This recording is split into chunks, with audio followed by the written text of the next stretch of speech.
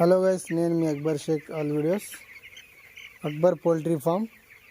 ఈరోజుకు మన day 14. So మన చిక్స్లో ఎదురయ్యే సమస్యలు ఏందనేది ఈ వీడియోని అయితే నేను తెలియజేస్తున్నాను. సో మనకైతే ఒక సమస్య అనేది ఇప్పుడైతే ఎదురైంది, అదే వచ్చేసి ఈకోలై.